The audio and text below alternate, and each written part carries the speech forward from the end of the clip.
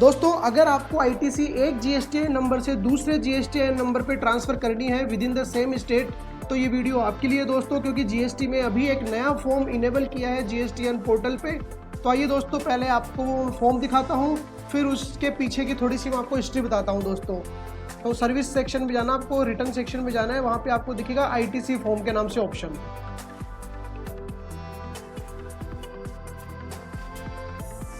यहाँ पे आपको नया फॉर्म दिखेगा दोस्तों, ITC 02A declaration for transfer of ITC pursuant to registration under subsection 2 of section 25 दोस्तों।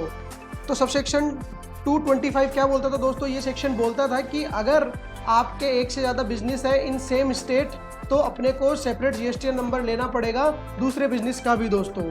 अब इसके रिलेवेंट रूल्स कौन से थे दोस्तों? आइए मैं आपको उस रूल पे लेके चलता हूँ। तो दोस्तों इसका रिलेवेंट रूल है रूल 41A, इसका रूल है रूल 41A। ये रूल क्या बोलता है दोस्तों? ये रूल बोलता है transfer of credit on obtaining separate registration for multiple place of business with in A state. ये बोलता है कि अगर आपका एक सेम स्टेट में एक से ज़्यादा रजिस्ट्रेशन है, उस केस में आप एक जीएसटीएन नंबर से दूसरे जीएसटीएन नंबर पे इनपुट कैसे ट्रांसफ़र कर सकते हैं दोस्तों। तो ये रूल तो काफ़ी पहले आ गया था, बट इसका जो इनेबलिंग फॉर्म्स था वो साइट पे अभी जाके इन्होंने पोर्टल पे अभी जाके इन्होंने अपडेट किया है। तो ये क्या बोल रहा है rule? A registered person who has obtain separate registration for multiple place of business in accordance with the provision of rule 11, कि रूल 11 के अकॉर्डिंगली अगर किसी ने एक से ज़्यादा प्लेस ऑफ बिजनेस का रजिस्ट्रेशन ले रखा है। एक बार रूल 11 में आपको पहले दिखाता हूँ दोस्तों। रूल 11 बोलता है separate registration for multiple places of business with in A state और ये यूनियन टेरिटरी, मतलब सेम स्टेट या सेम यूटी में अगर आपका एक से ज़्यादा रजिस्ट्रेशन है तो आपको सेपरेट रजिस्ट्रेशन के लिए बोल रहा था रूल 11, और इसका रिलेवेंट जो सेक्शन था वो था सबसेक्शन 2 ऑफ सेक्शन 25 दोस्तों। तो अब रूल 46 क्या बोल रहा है आपको? रूल 41A क्या बोल रहा है कि registered person who has obtain separate registration, अगर आपने with in the state separate registration लिया है और अगर आपके पास कोई अनयूटिलाइज इनपुट टैक्स क्रेडिट पड़ी है जो कि आपको नए जीएसटीएन नंबर पे ट्रांसफर करनी है या एक दूसरे में से किसी भी जीएसटीएन नंबर पे आपको ट्रांसफर करनी है, तो वो आप ट्रांसफर कर सकते हो फॉर्म ITC 02A के अकॉर्डिंगली दोस्तों। तो आपको सिंपल सा ITC 02A पे जाना है, यहाँ पे ट्रांसफर ITC पे क्लिक करना है। ये अपन लॉगिन कर रहे हैं कि जिस जीएसटीएन नंबर से अपने को ट्रांसफर करना है उस जीएसटीएन नंबर से। यहाँ पे आपको जो आपका नया जीएसटीएन नंबर है जिस पे आप ट्रांसफर करना चाहते हो वो जीएसटीएन नंबर आपको यहाँ पे डालना है दोस्तों, और कितना अमाउंट आपको ट्रांसफ़र करना है वो आप यहाँ पे डाल सकते हो दोस्तों। तो बहुत ही इजी फॉर्म है, बहुत ही सरल फॉर्म है ये आप आराम से भर सकते हो। अब आपको इसमें जो एक इम्पोर्टेंट चीज़ ध्यान में रखनी है वो ये है दोस्तों कि ये जो अमाउंट आप कैसे डिसाइड करोगे कि मुझे कितना अमाउंट ट्रांसफ़र करना है। आप यूं ही तो कोई भी अमाउंट ट्रांसफ़र नहीं कर सकते। पहली बात तो आपके पास जो ITC अवेलेबल है उससे ज़्यादा नहीं कर सकते। दूसरी बात, इसमें से भी कितना ट्रांसफ़र करना है इसके लिए भी आपको एक बार रूल में जाना पड़ेगा दोस्तों।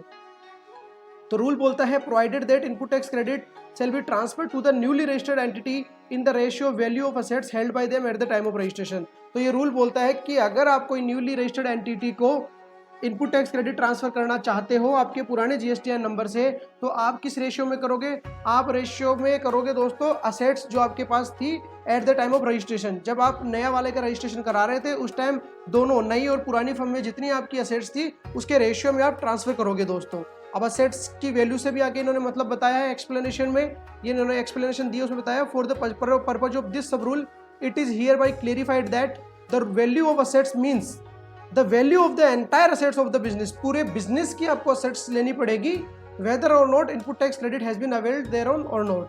आपने चाहे से किसी असेट्स पे इनपुट टैक्स क्रेडिट ली है या नहीं लिया है, आपको सारी असेट्स पूरे बिजनेस की असेट्स कंसिडर करनी है और उसके प्रोपोर्शन में आपको जो जीएसटी इनपुट है नई न्यूली रजिस्टर्ड एंटिटी में उसमें आपको ये ट्रांसफर करना है दोस्तों।